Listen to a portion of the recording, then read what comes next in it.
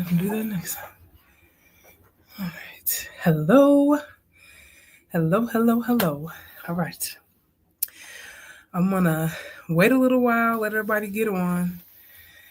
But I am so, can you tell? Can you tell how excited I am about this? Beyond excited to get started with you guys. I see there's already 4 of you with us.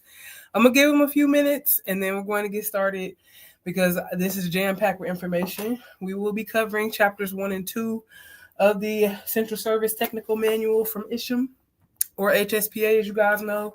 And if you ordered books, yours should not look like mine if you ordered books, because you should have the 9th edition, which is an updated version of this. And I'm very certain that I should be able to get you guys across the finish line for your test with this information and the information that you have if you purchase books. Hello, hello, hello, Shauna. Hello, Brianne. All right. I literally have to calm down. I'm going to open this little door in the room I'm in because it's hot. Actually, I'm going to open this window. And then we're going to get started. So I put together a syllabus a lecture note for covering chapters 1 and 2 today. So you will see me looking off into the distance because I'm looking at another screen beyond you guys. But I will be actively checking these comments, okay? So don't feel like I'm not paying you attention or anything like that. I'm reading what I have prepared for you. Also, I will be, like I said on TikTok, I'm creating this for you guys. I asked if you wanted it. Everybody said yes. So I have been actively putting this together piece by piece, building the plane as I fly it. But I absolutely think that that's a worthwhile endeavor. It is a lot of work on me. However, this is something that I've wanted to do for a very long time. So to be honest with you, it's pushing me and giving me motivation to get this all out of my brain and into the world. I've taught several sterile processing classes before.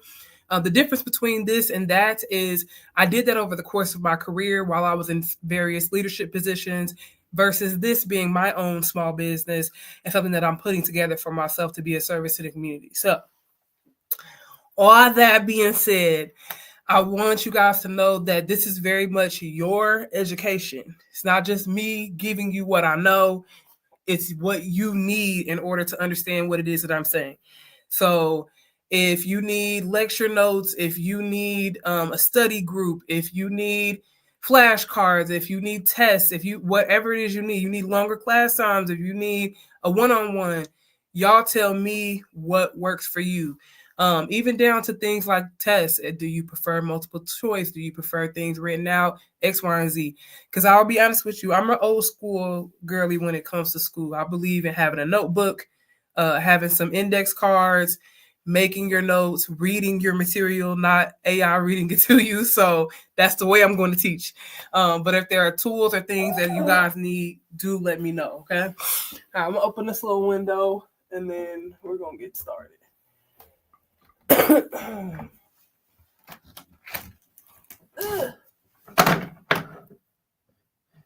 Not that much. It's winter. It's still winter. So let's start there. Let's start with who am I meeting with? Where are you guys at in the world? And how did you learn about sterile processing? If you want to share that in the comments. Gosh, literally a blessing to do. I'm so excited. I'm so excited. And I do have plans to offer this course as a paid course over time. But Hillman Talk was set up to be free. So everything that I do for these next 9 weeks will be totally and completely free. And like I said, for me, the benefit is it helps me to organize my business and make this something that is really powerful for the community, because I do believe in this micro learning concept. When I started in sterile processing, I did not know what it was at all, had never heard of it before. And I got my job just because I knew someone that knew someone that knew someone. And they, at that time, were doing on-the-job training. I started in 2009. So I learned on the job with technicians that range from, people that had been there for a year, people that had been there for 10 years, to people that had been there since the department was formed. So I had the benefit of picking up a lot of knowledge that doesn't necessarily trickle down to the schools, I think, today. And all that being said, when I found out about certification, which was 5 years into working my job, for 5 years, I did not know that the certification even existed. And it just so happened that we hired a traveling technician and we were doing construction because I live in a rural area. So it's not a big city. We don't see a lot of travel, anything. And she explained to us about the certification and that it was an international certification, that we could travel just like nurses. And I was like, mind blown. Because when I started in the field, it was $7.25 an hour. And these days, I believe that same department starts around $15 to $16 an hour. So us being able to have access to travel tech work meant that in 1 year, I went from making $7.25 an hour to $18 an hour. And I was also able to move from rural Southern Illinois to Oakland, California, and be able to set that up financially with no money, because baby, I didn't have no money. Okay. It transformed my career. From there, I went into management, and that was the first time, and I became the first person in my family to make over 6 figures. So I learned a lot through that process, and I hope to share all of that experience with you guys so that as you go out into the field, not only do you get your certification, but you're financially sound as a healthcare employee. You're knowledgeable about capitalizing on the benefits, and you're able to make this something that is truly profound for you and your loved ones. Okay. So I'm going to go to the comments real quick before we get started. Sincerely, Shauna. I love this. All right. It says, I'm a medical student and have a little bit of knowledge, but feel it's a space that I can incorporate more opportunities for myself. And I would agree with that 100%. Not only does it give you more opportunities for work in the healthcare space in your local areas, because no matter where you are, most places have a hospital or doing some type of surgical procedures. So that opens you up to so many more jobs locally. And then, like I said, if you want to travel, even if it's just regionally, depending on where you are, like using my area, for example, I live in rural Southern Illinois. There are hospitals that are dotted around the area, but you don't get to the major cities until you get to like St. Louis, Missouri, Nashville, Tennessee, Paducah, Kentucky. And in those spaces, there are, right, bigger cities, more hospitals, more opportunity. So for me, I could potentially take a position in Cape Girardeau, Kentucky, and work as a traveler and make $1,300 a week traveling back and forth on a 45-minute drive.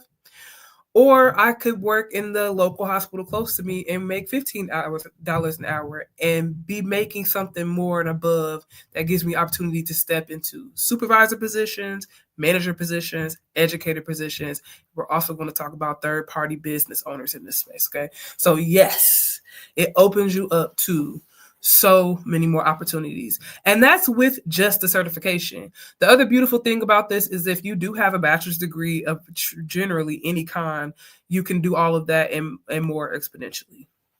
So Brianne Anderson says, I'm a teacher and I live in Texas. I first heard about sterile processing, but now I'm interested in being in the field. Yes, I'm excited. I'm excited. And I'm going to do one more. Let's see. I'm Kenya from New Jersey. Honestly, TikTok introduced me to sterile processing. That's awesome. I love that. Because to be honest with you, working in the field for 16 years, most of the time when I tell people what I do, they go, huh? What is that? Right? And they don't know that sterile processing even exists. Even though if I were to ask those same people, have you ever had surgery before, or do you know someone that has ever had surgery before? They would 100% say yes. So even though they're not aware of their sterile processing technicians or their sterile processing department, they 100% utilize sterile processing technicians in their everyday lives, whether they know it or not.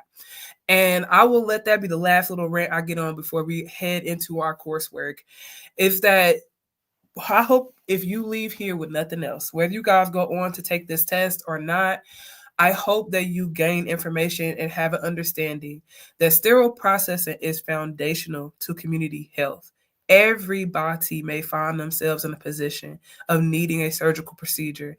And that can be anything from being a woman and needing to go in for your monthly pap smears. Guess what? Those pill packs are directly from your sterile processing department. What's a pill pack? That vaginal speculum that we all fear, it comes in a cellophane package. That's a pill pack, and it is put in there by your happy local sterile processing technician. Okay, that's something that is routine and procedural, all the way up to something as complex as if you break a bone and you need screws and plates, or if you have a heart attack and you need an angiogram. You're going to rely very heavily on your sterile processing department. So I say all that to say this. Please do not go into this field thinking that this is just another job. It is not.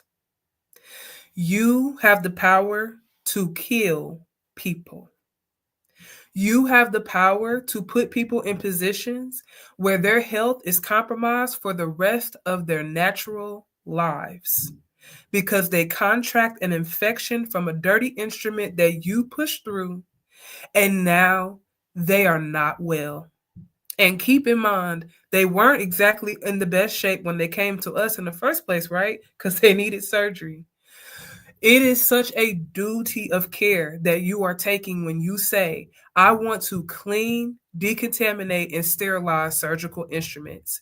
Every mother having a C-section, every father that's getting pins put in, every person that has a child that's getting any type of procedure done is counting on you to be on your ones and twos. Okay. So I know y'all thought I was joking when I started with hand hygiene, but that's the foundation of everything. If you can't do something as simple as wash your hands to keep yourself safe and your patients safe, you can just exit now.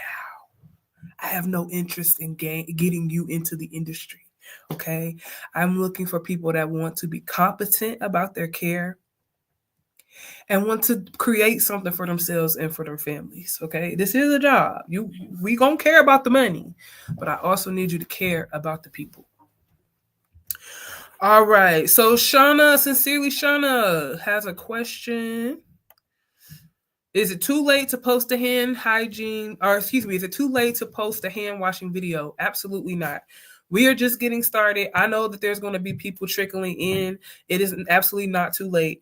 I'm personally kind of considering that because people are going to be coming into this course throughout this course, that I'm thinking I would rather have it as a list of requirements to get me to sign off on your paperwork is that you've done everything by the end of the 9 weeks. Okay.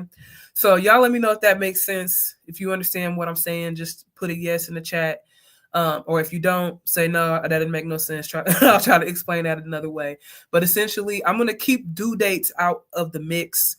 I have put together a schedule for you that I suggested so that you can keep up. But I'm not. This ain't a paid experience. This ain't a college experience. I'm not finna pressure y'all. I just want to know that you do it before we finish so that I know that you understand it. Okay? That makes sense? All right, cool. I'm seeing yeses in the chat. Awesome. Perfect. All right. So let's get started without further ado, because I will go. Okay. All right. So we are going to be covering chapters 1 and 2 of the HSPA technical manual. You'll be seeing me look at these notes beyond me. You will also see me opening up and flipping through the book with you guys. Like I said on TikTok, I'm not going to be reading this verbatim with you. I have every expectation that you all are reading this book on your own. That being said, if you have trouble understanding anything, my inbox is open. You can email me at thecandrayinstitute@gmail.com. You can head over to the Wix website and send messages through there if you want to, and I will happily break it down for you. But as I go through this class, I'm just going to be going through and looking at kind of the key points that I want you guys to take away. You will also know if you bought a book set, if you guys have a book set, put a yes in the chat. If you have a book set, put a yes in the chat.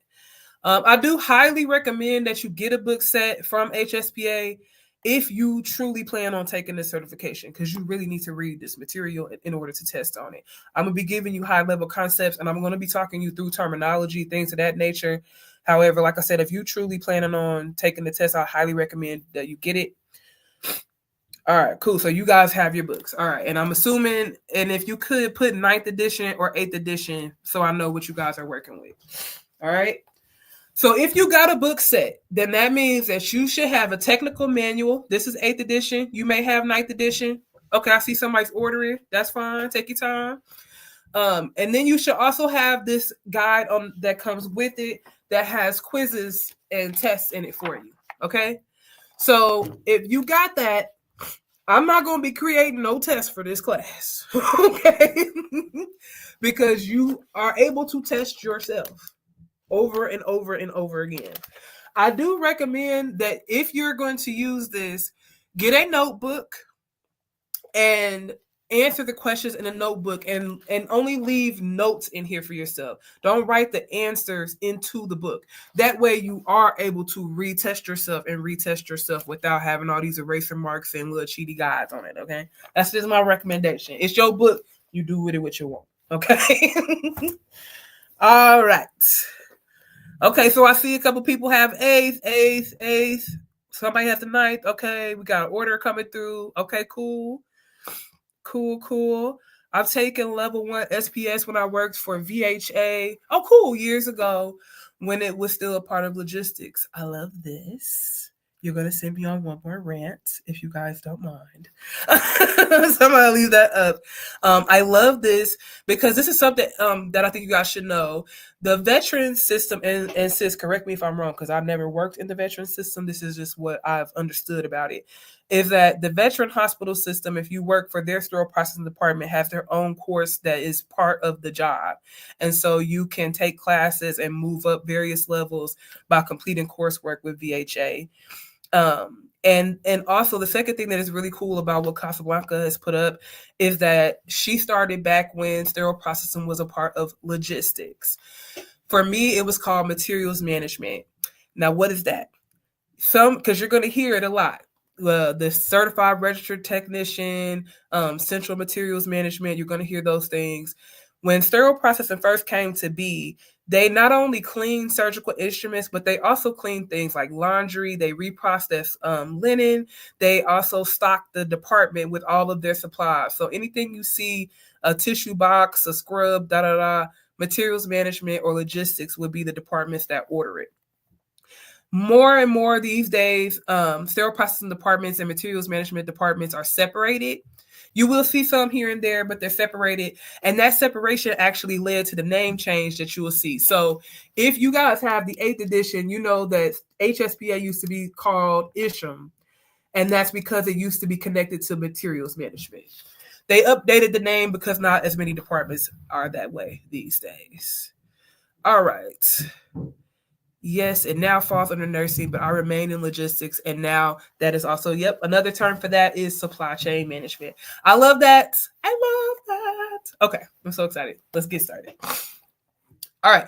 So right now, I have these classes planned for an hour.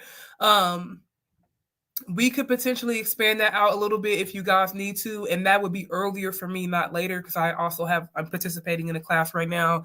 I'm taking a food market manager certification class to learn how to manage farmers markets. So I too am a student and have class right after you guys finish, but I do have some space right now where I could start earlier if need be. All right, so my name is Alessandra Nicholson. I didn't even introduce myself because I'm so excited, y'all. I don't know how many classes it's going to take for me to stop cheesing like this, and maybe I just won't because I am beyond happy to see this come into reality. Welcome to the Candray Institute. We are a healthcare education and consultation company, and I will be your instructor, Alessandra Nicholson. You guys will notice my acronyms down below are C, RCST, CHL, and CIS. CRCST is the exam that I will be helping you all get prepared to take. That is Certified Registered Central Service Technician. You have to have a CRCST in order to take any of the additional certifications that HSPA has to offer. And I also want to make mention that HSPA is not the only governing body that offers this certification. There's another one, and I'm going to find it because it's important to me to mention it, and I'm blanking on it off the top of my head. One moment. CBD something. But I don't want to skip saying it because they are just as big, just as important. And it's a certification you can get that will give you the access to these same jobs. So, I'm not going to take up class time while I find it. I will make sure I put it out for you guys before when I send my notes. How about that? When I send my notes, I'll include it because that's important to me. That there are 2 bodies that you can get this test through, but we'll be covering HSPA, and that's because that's what I got and that's what I'm an expert in. But the other thing about the other one that you can get is that it's the exact same content, if you will. All right. So what's CHL and CIS? CHL is Certified Healthcare Leader. That's an additional certification that you can get through HSPA that helps you study to become in a leadership role. So if you wanted to be a supervisor, or an educator, or a manager, a lot of times you will find that those roles call for a CHL. And you can essentially think of the CHL class like, or book set like a business 101, management 101 type course where it trains you on things like how to deal with HR, what's governing bodies make up the rules for employment laws and things of that nature. And then the last one that I have is CIS, that's Certified Instrument Specialist. And that is a certification that HSPA offers that certifies that you are familiar with many, many different types of surgical instrumentation. You know them by name. You know how to take care of them. You know how they're used. You know how they're cleaned. And you know the general method in which they are sterilized. And so it's just something else that you can get that says that you have expertise in this field. This course will act as a foundational understanding of the practice of sterile processing in the healthcare system, as well as make you familiar with sterile processing as a business industry. So sterile processing is the process of cleaning and sterilizing surgical instruments, and that process is done with a lot of different machines and products that make up our industry. So you can kind of think of it like how you could go to school to become a baker, but to become a baker, you're going to need some flour, and you're going to need a mixer, and you're going to need a refrigerator. And all of these companies are going to be selling you these various products. Sterile processing is the same way. In order for us to sterilize, in order for us to clean, we have all these different various products that we need. So there are opportunities, if you have sterile processing background and knowledge, to work in these other companies as a third-party vendor. And or like me, become a third-party entrepreneur. All right, so sterile processing is a body of knowledge related to cleaning and decontamination and terminal sterilization of surgical instruments. What does that mean? So if anybody knows, if you guys have done some of the reading, if you know what the definition of cleaning, decontamination, or terminal sterilization is, drop it in the chat so I can share it with the class, okay? If you know. So cleaning is going to be the removal of what we call gross soil. So, and we're gonna be talking about bodily fluids. We're gonna be talking about bodily parts. So if you're a little queasy, you better get over it now. Because I can't sugarcoat it for you. Because that's exactly where you're going, okay? You're going to clean. You're going to sterilize. You're going to decontaminate instruments that are used between patients. All right. So in order for you to clean, you're going to be removing any visible gross soil. And you're going to be removing what we call bioburden. So in our field, bioburden comprises any physical tissue, hair, nails, bone, blood, plasma that is left behind on an instrument that is considered bioburden. And your job is to reduce the presence of bioburden. And the first step of that is to just get it off. Right? So we could think about if we're washing dishes and we've used the whisk and we have egg, we need to take that gross soil off the whisk. And then we're going to wash it again. And if your mama raised you right, you might do a level of disinfection, right? Maybe you do a bleach soak after that or a vinegar soak after that to do what we would call sterilization. So decontamination is a term you're going to hear me say very, very often. And that is the process to make something safe by removing or reducing contamination, bioburden, and when they say removing, cleaning, by removing or reducing contamination by infectious organisms or harmful substances, and the reduction of contamination to an acceptable level. Okay, so we want to make something safe by reducing or removing that bioburden, by doing the process of cleaning, and getting that product into what we call an acceptable level of safety. Because here's the thing: when you just wash something off, you can get the gross soil off, but we'll get into there's microbiology at play, right? There's germs at play that we can't see, but they're still there, right? So my hand might be free of gross soil. That doesn't mean my hand is clean. All right. So when we're getting them to an acceptable level, we're getting them to a level that is safe to handle. That doesn't mean safe to use for surgery yet. We will be getting to that when we get into terminal sterilization, which is the process by which surgical instruments and medical devices are sterilized in their final containers and allowing them to be stored until needed. So when we sterilize it, we're going to be putting it into a machine. We're going to be exposing it to some type of sterilant, and we'll get into all the various different kinds. And then we'll keep that product in that package until the surgeon is ready to use it. Once that package is opened, sterile processing starts all over again. Wash, decontaminate, sterilize. You're going to do prep and pack. You're going to do storage, and you're going to bring that instrument right back up to the patient. All right. Wonderful. Okay, so chapter 1 of our textbook. Has anybody been able to do any of the reading already? I know some people are waiting on books. If you did some reading, put I read in the chat for me. So chapter 1, we're going to be doing, like I said, I'm just going to be doing a review. And if you have questions about these chapters because you read them already, go ahead, feel free to ask.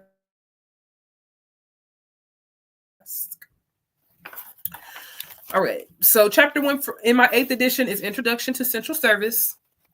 The objectives of this is going to be understanding the role and the importance of sterile processing in healthcare, identifying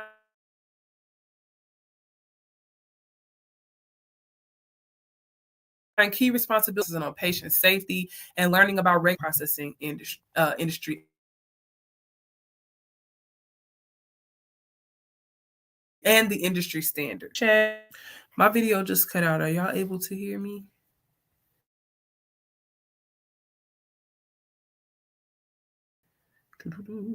Is that why I'm not seeing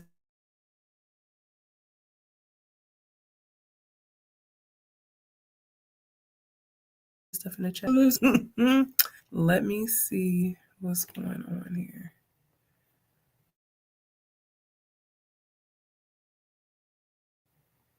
Like, y'all, we're definitely more active. Okay, I see Brienne saying yes. Y'all can hear me? Okay. All right, cool. So then that was just nobody did the reading. Y'all didn't lose me. Y'all just hadn't done that yet. That's fine.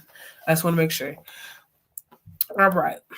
So in this chapter, it's just what it says. It's an introduction to sterile processing, which I kind of have given you guys already.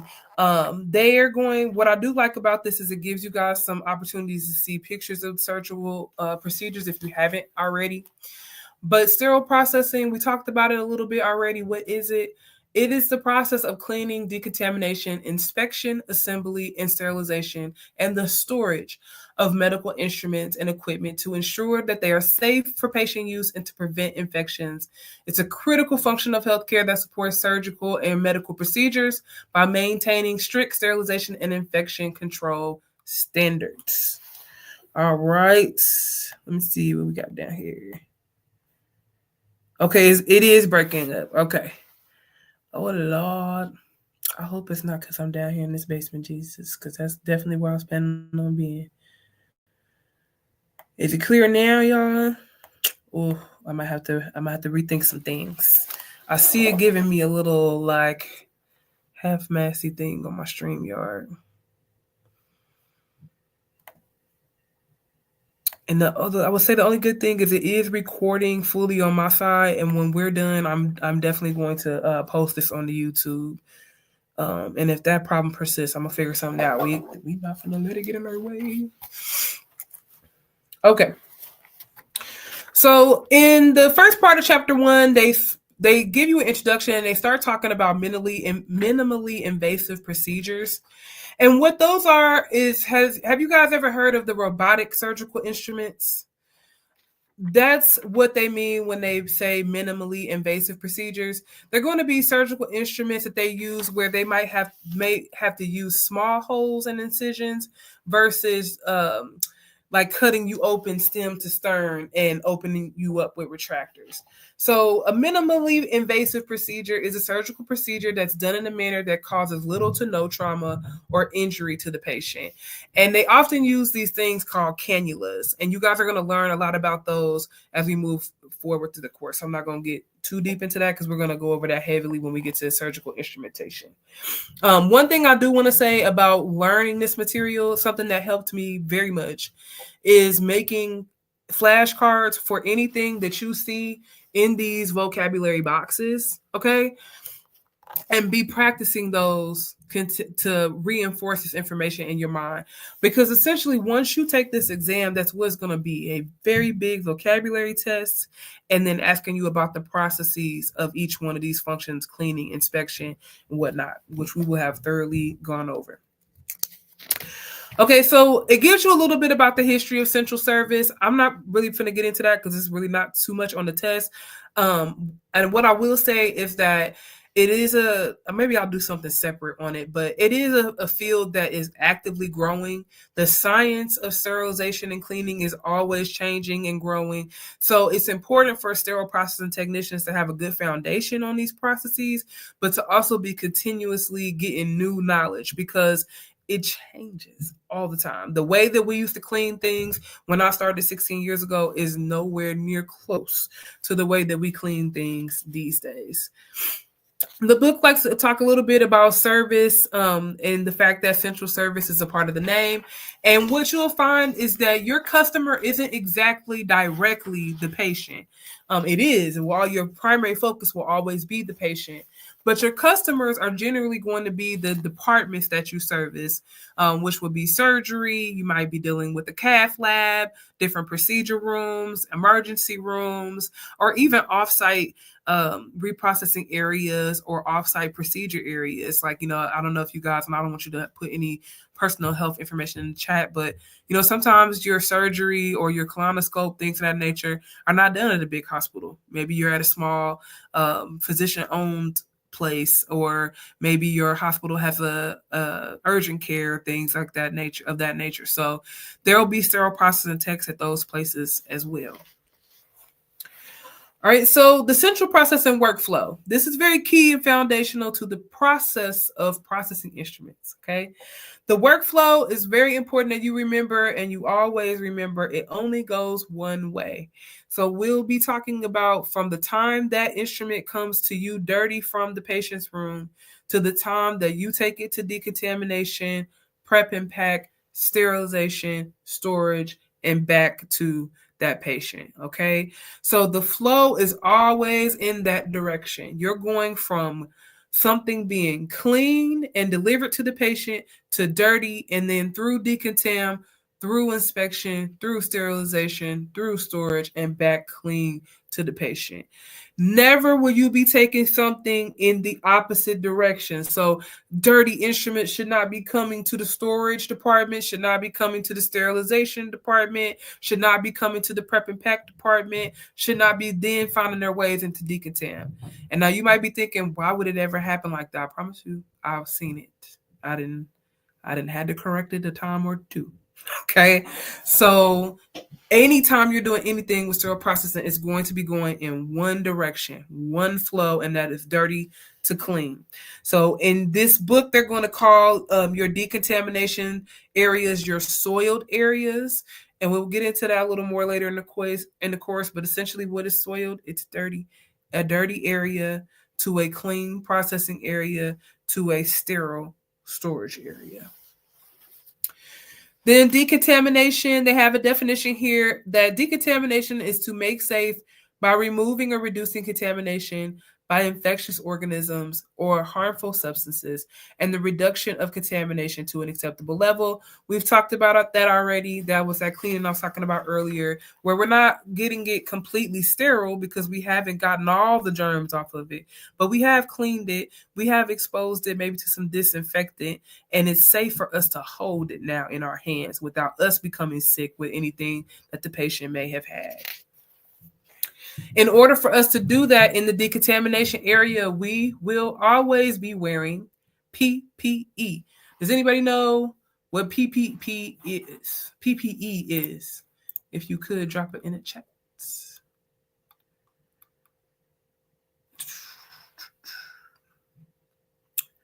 All right. PPE is personal protective equipment. Personal protective equipment. Yep, I see one. I see some gloves. Anybody else know any PPE? Eyewear. Yep, perfect. Protective. That's right. Personal protective equipment is what it stands for. And those were some examples that Tamika had for us. So personal protective equipment is going to be the items that you wear as a technician to keep you safe from all of the bioburden that you are getting clean for your next patients. They're going to consist of things like gloves, shoe covers, your even down to your set of scrubs, gowns, hats to cover your hair, masks to cover your mouth. Thank you, Kenya, right on time with that mask. And those masks could be surgical masks. They could be N95 masks, right? So lots and lots and lots and lots of options for protective equipment. It is very important as a decontamination technician that you wear all of your PPE appropriately at all times. You would not believe it, but I'm telling you, I've had to come into a department and say, you need to put on your eyewear. You could splash blood in your eye and contract HIV. I've had to come in a department and tell people to put their mask on so that water is not splashing in their face that has chemicals in it. I don't understand it, but it has happened. I want to stress to you, not every bug in the hospital is going to be something that you see. Far often, especially in sterile processing, the germs that we're dealing with are things that are unseen. And you could think about like a panic of the time of COVID. But I assure you, there are many, many, many, many things that you guys do not want to take home to nobody, including yourselves. Okay. So I don't want to make light of, some poor health conditions. However, and I don't want you guys to contract staph infections. I don't want you guys to contract HIV. I don't want to be rude and put this cough drop in my mouth, but it's going to have to happen. I'm sorry. Okay. So I've named off a few of them, but essentially the main focus of decontamination is to reduce or prevent hospital-acquired infection. Healthcare-associated infections is something you're going to see often as an acronym, and that's HAI. The purpose of your decontamination is to make sure a patient does not come into the hospital and get something there that they did not have when they came to us. According to the CDC, on any given day, in any given hospital, approximately 1 in 31 hospital patients have at least one hospital-acquired infection, one HAI. In 2015, there was an estimated 687,000 HAIs in the U.S. acute care hospitals, leading to about 72,000 patient deaths during their hospitalizations. Now, when we look at this number is including patients that have HAIs from surgery, but also from every part of the hospital. So this is not just a number that reflects surgical patients. It is, though, a number that includes them. So that's a lot of people, y'all.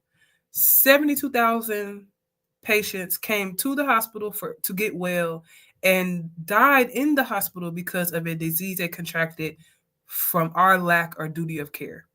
That is powerful. And it's something that we may not have all the tools we need today to reduce it to zero, but we damn sure have the knowledge to bring that number down year after year after year. And part of the way that we do that is by making sure that people like you get this knowledge so that when you go into the departments, you're making safe decisions for your patients and for yourself. Okay. The CDC also reports that each day, approximately 1 in 31 U.S. patients and 1 in 43 nursing home residents contract at least one infection associated with their healthcare. All right. So like I said, we saw that on the news a lot with COVID, but I want to stress to you that that was always the environment of the hospital. People are coming there sick. Okay, they're not coming there well to be well-er. They're coming there sick. So, you're always going to have high instances of things like flu, strep. These things can spread around fast. All right. So we talked about that cleaning and decontamination part of our process. And we're going to talk about prep and pack a little bit in deeper chapters. But prep and pack is the spot in the sterile processing department where you inspect the surgical instruments and see if they are functioning properly, they're clean, you have all the pieces that you need, and that now that instrument is being prepared for sterilization. So it's a very critical process where you pay attention to detail. And it's a very critical process where you're going to pay attention to your instructions for use, which give you guidelines on how to do all of these things for each individual instrument. You can almost think of it like having multiple different types of plants.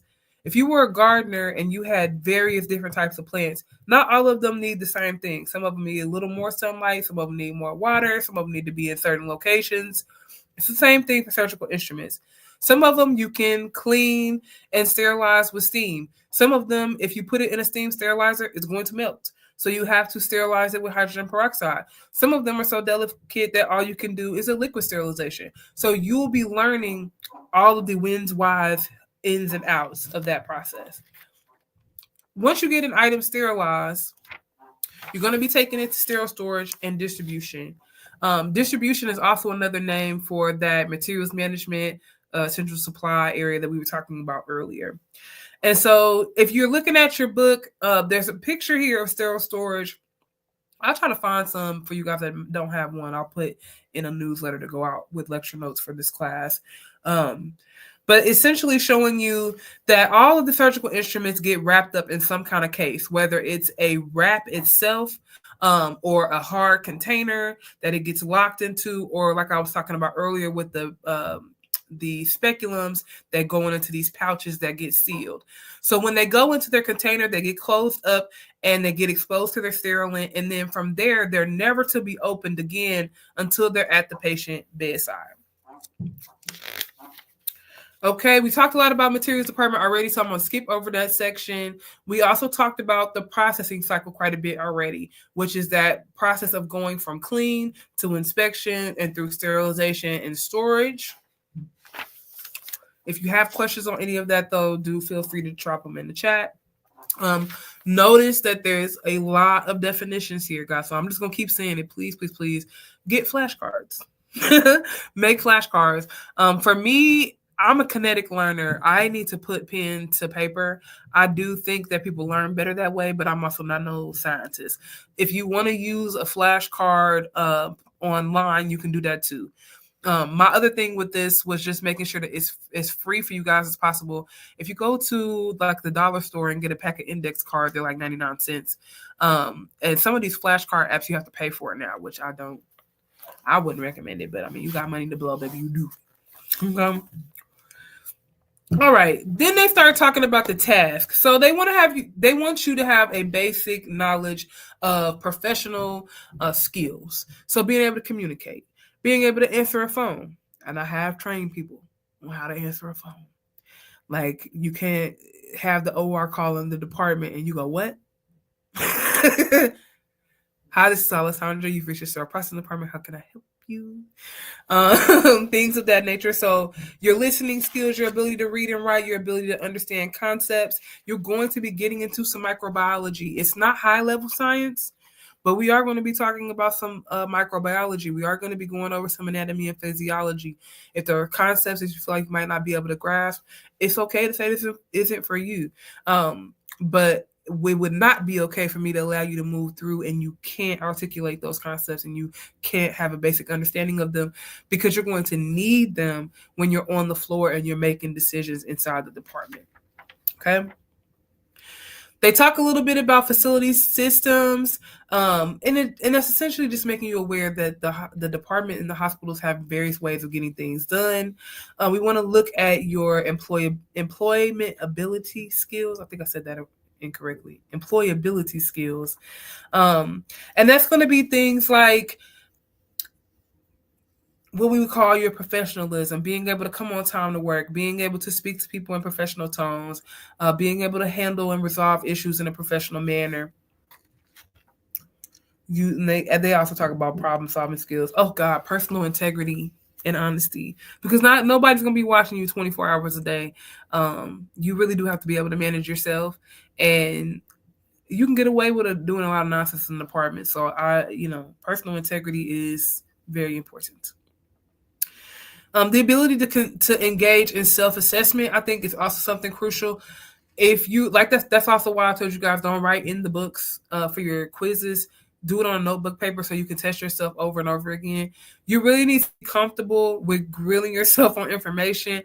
You really need to be comfortable going back and reading something over again. I can tell you, as a technician, I could have done a tray 1,000 times, and I still might sit down and look up the IFU just to make sure ain't nothing changed. I didn't miss a step, X, Y, and Z. So don't ever let your ego get so big that you think you don't have anything to learn in this field. Legal responsibilities. This is key. Once you become a technician, you are a part of the legal chain of custody of these surgical instruments. If your patient contracts a disease, if your patient is hurt, if your patient is maimed, your patient does have some recourses to sue. And you absolutely could be included in that lawsuit as a sterile processing technician if the investigation finds that you have fault. Okay? And I don't know about you guys, but I'm not prepared to pay a settlement of that magnitude.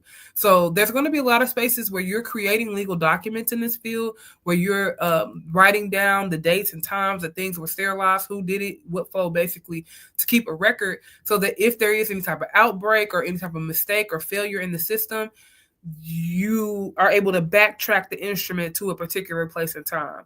That being said, every time you initial something, that is a legally binding agreement.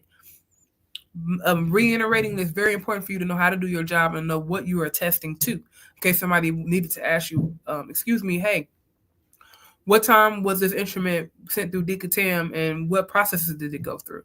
If you're not able to answer, it's highly likely you probably weren't able to do it well either. Yeah? All right. 1 second, I'm going to scroll down in these notes. I think I'm almost to the end of the little notes on chapter 1.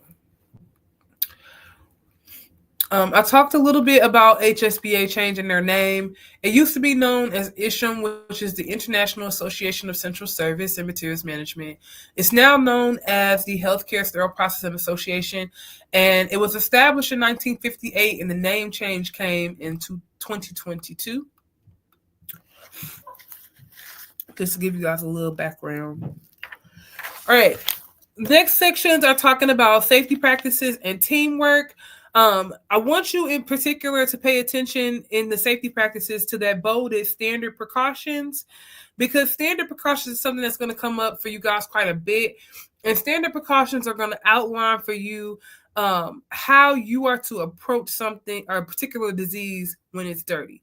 So, for instance, if you were going into a patient room that had what they call airborne precautions, that would inform you that not only do you need all that PPE that you guys listed earlier, but you also need a specialized N95 mask and not just a surgical mask, because there's going to be respiratory issues or diseases that you could pick up in the room. So standard precautions will help inform you on processes like that, and we'll be learning a lot about them as we go through the course. They were down, skipping. And that is another one that does have a definition. Okay, teamwork. Teamwork, I'm not going to hang out here long, but just to say, you will be working as a part of a team. If you're the type of person that just can't deal with other people and you'd rather be in a corner in a box all by yourself, this is not for you. Okay? Unless you find a department where you're the only one, and they do exist, like surgery center or things like that. You're going to be working with, at minimum, depending on where you are, at least 3 to 5 other people on a shift. Could be many more depending on the size of your facility. You're going to need to be able to communicate. Even if you were working by yourself, your team is still not a team of one, because you're going to be communicating with RNs, surgical techs, surgeons, nursing leadership, X, Y, and Z. So you do have to have some people skills. That being said, we work in a kind of a machinist area, so it's not like you're seeing a lot of patients or families coming through, but you will be able. I mean, you will have to need those skills of being able to respect other departments, and be able to compute information back and forth between folks. This one talks about resource management. In the hospitals, you will also see it called stewardship. And that's just essentially saying that you are mindful of your resources. You're not just using things, throwing them all out, pouring stuff out you halfway through the bottle, stuff like that. You're making an effort to not use all the church's money, as they might say, and be cost effective. Surgery is expensive, and most of those costs do get passed on to the patient. All right, so their section talks about other skills. We already talked about HAAs, and then it goes on to say keeping the department in good working order, keeping the department clean, making sure that everything is put away properly, instruments are put into the right positions, things like that. Those are skills that managers are going to be looking for, that you are a cleanly person, that you're organized, that you, like I say, you're following, can be a team player. Okay, so this next section, toward the end of this chapter, talks about the basic job responsibilities, and I am going to spend a little bit of time here. The basic job description of SPD. If you guys are to go onto and I do recommend this, go onto Indeed and type in sterile processing and take a look at the job description and what they're asking you to do. Okay, but for CS technicians, you have a lot of things that you're going to have to become an expert about. You're going to become, I'm going to be talking to y'all about water quality. I'm going to be talking to y'all about metal hardness. I'm going to be talking to y'all about chemical reactions. talking to y'all about all kinds of stuff. By the time we leave, you'll be amazed at how many different science sections you've kind of put into one space, okay?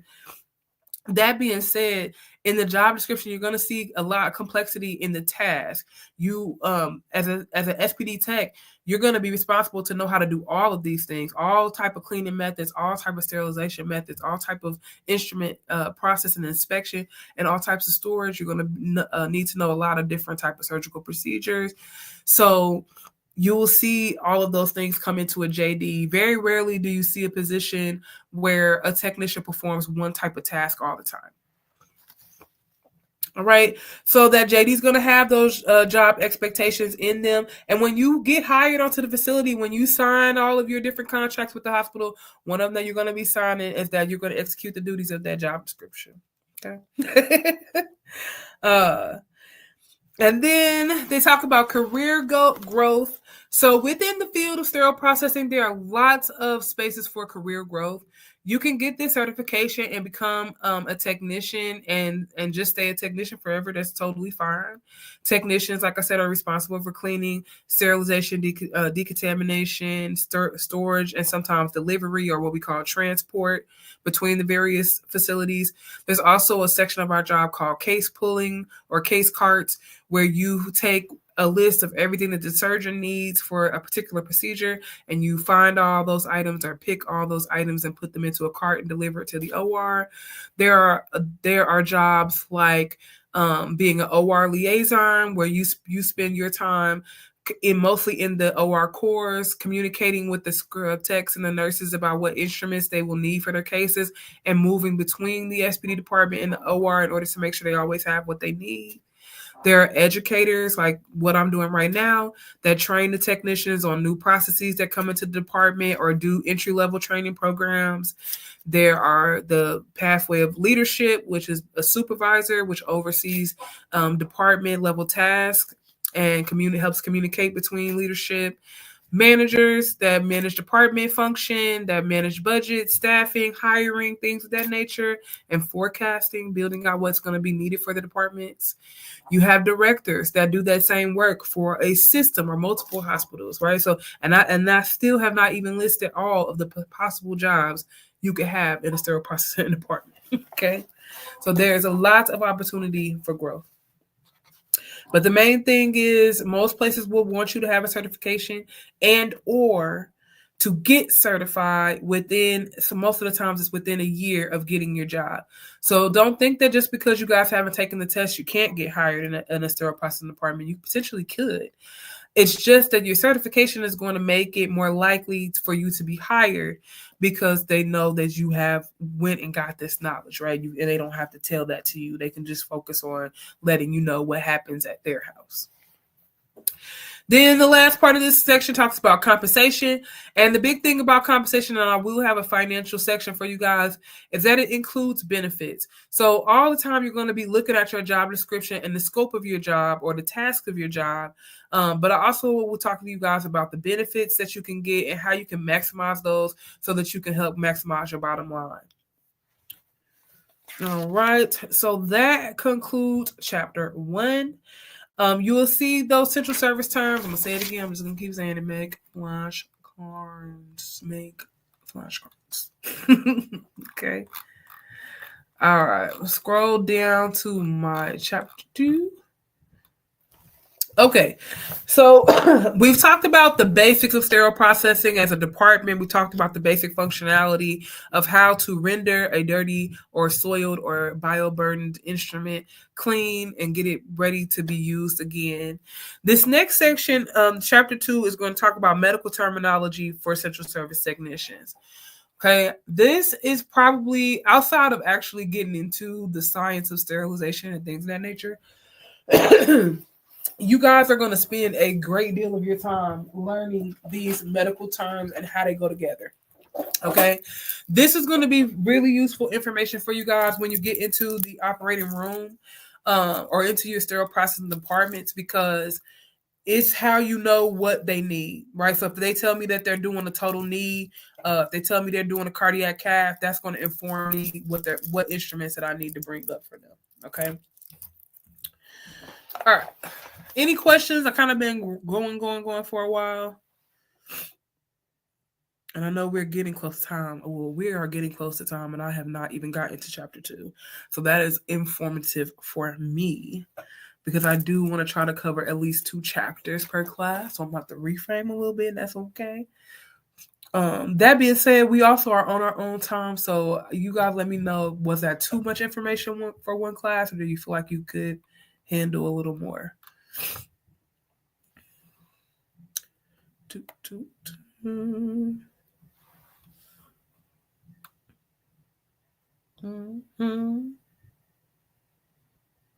Absolutely.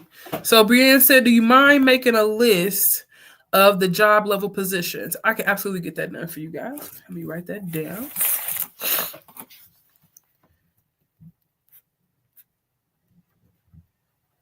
And I'll throw in like some estimated salaries. The thing with the salaries though is it's going to heavily depend on where you guys are too. Okay.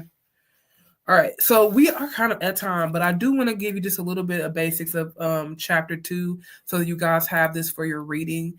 And it really essentially with the medical terminology chapter, what you're going to be learning is how the surgical terms get put together. So I'm going to kind of fast forward to one of them. Like we're looking at something like tonsillitis. Now, you will have what they call word roots, which is the foundation of the medical terms. So like you guys heard me talk about heart attacks and cardiograms earlier, and the root word of that would be cardio being heart.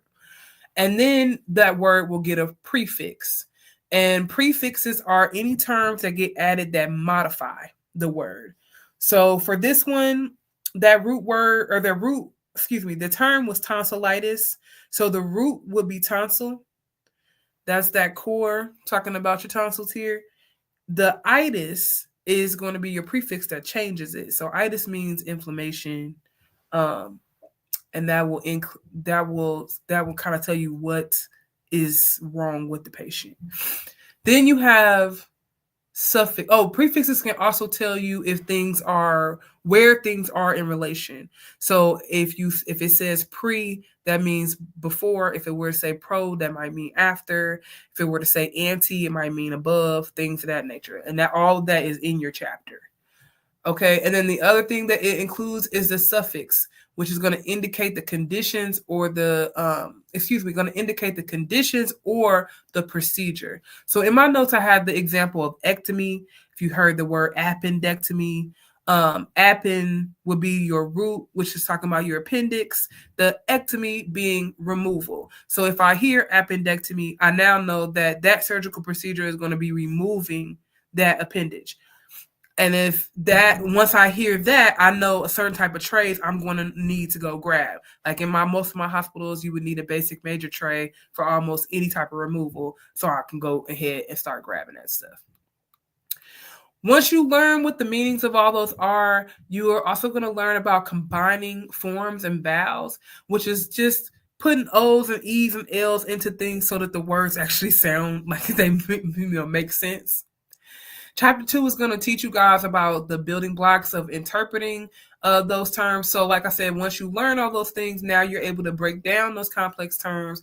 You learn how to build the word. You can learn how to break the word down. All right. So just real quick, looking through chapter 2. They talk a little bit about the ARN and ANSI standards.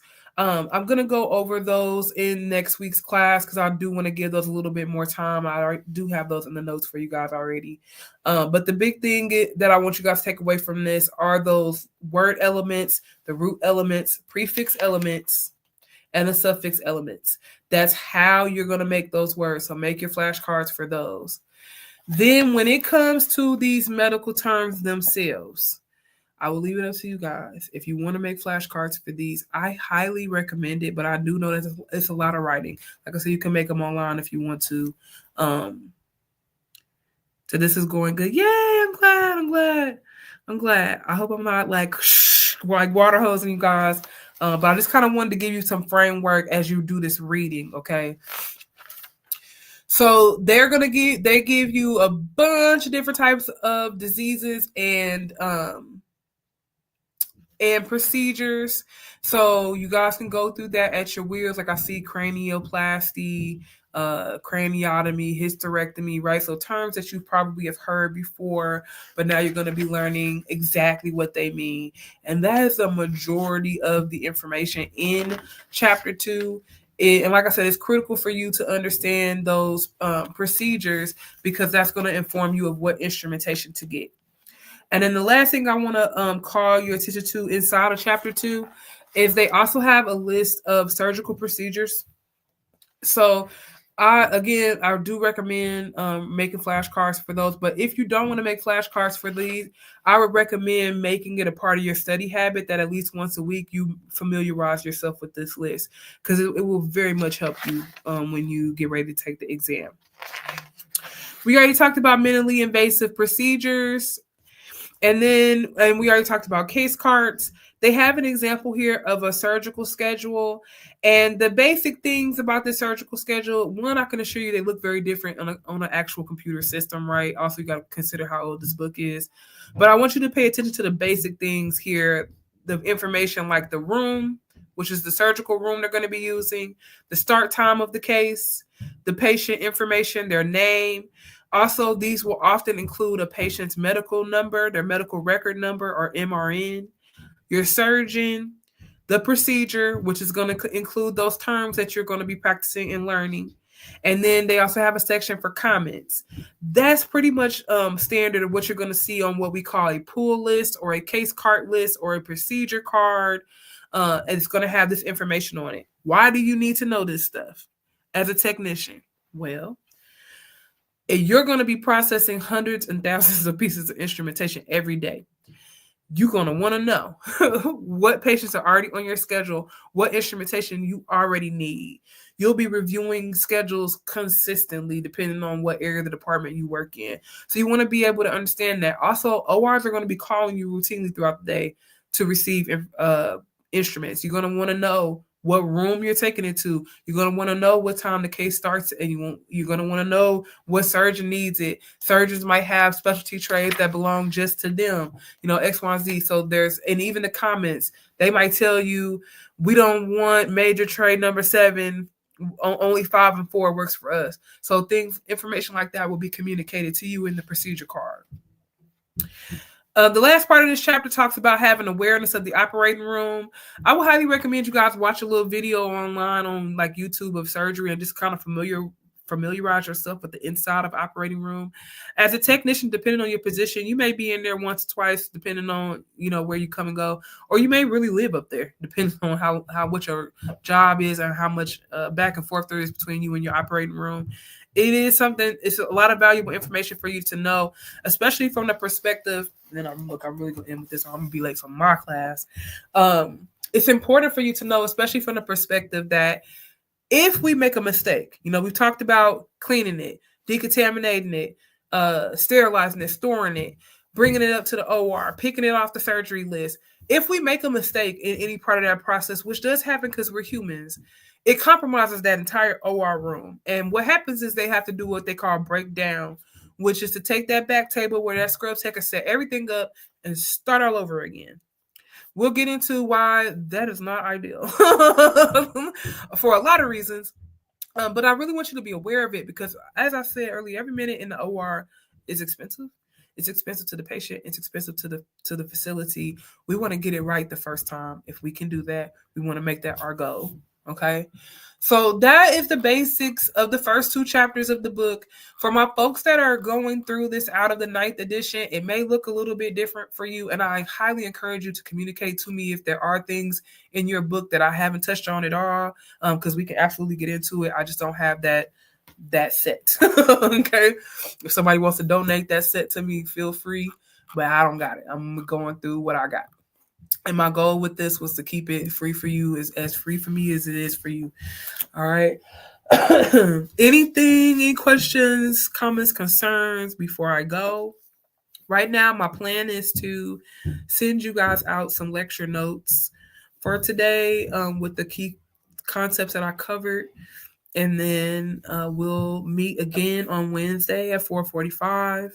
Or if you guys want to move it up a little bit, let me know. I'm free to do that. And otherwise, I look forward to these next 9 weeks with this cohort. Yay! Brienne said, I learned so much within this hour.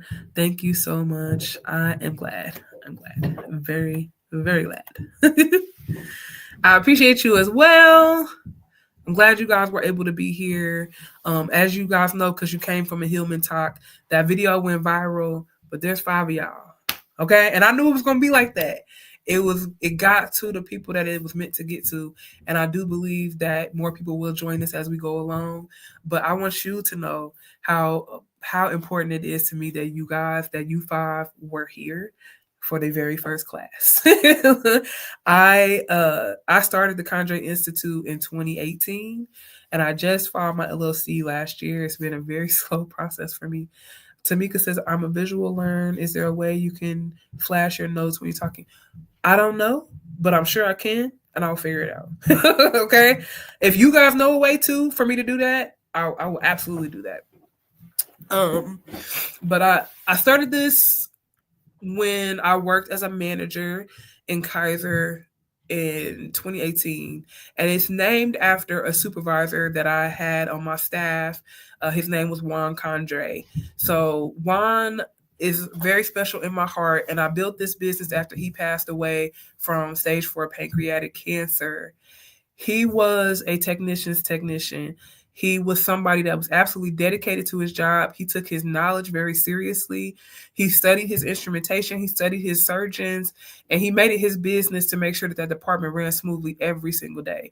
Kaiser Permanente was a pediatric tertiary hospital, meaning that within the system of Kaiser, we were some of the first to receive pediatric patients for all manner of surgery. So not only is it really critical surgery anyway, but doing surgery on babies is just like, it just takes the stakes even higher. As a manager, it was a breath of fresh air to have a technician as a supervisor like Juan.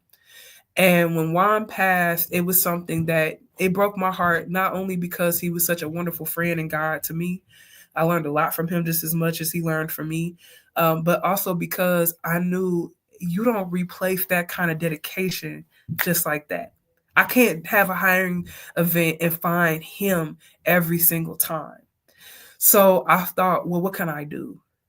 Maybe I can create a sterile processing school and consulting agency that creates people like him, that doesn't graduate you unless you're people like him, so that the industry is safer for everyone. Because I do encourage you guys to also do this tonight. Just right after class, go on Google and put in sterile processing infection or put in sterile processing outbreak. See if you can find an article about patient care being compromised by a sterile processing department. I'm very curious what you guys find. Okay. I want to be able to get people into this field, and especially to get people financially free, but I do not want to graduate people that are going to go into this field and take somebody's family member away from them. Okay. So that's where my heart is at with it. That's what the Candray Institute stands for. And I'm really quite blessed, I think, to be able to share this information with you all. So I just wanted you to know that from the bottom of my heart.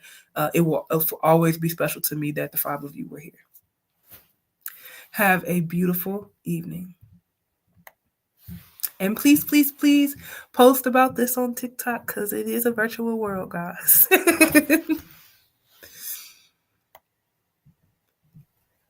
Oop, I missed a couple things. And that part, I want y'all financially free. I want you financially free. We're going to get into it. Yes. All right, I'm going to get them notes. Thank you, guys.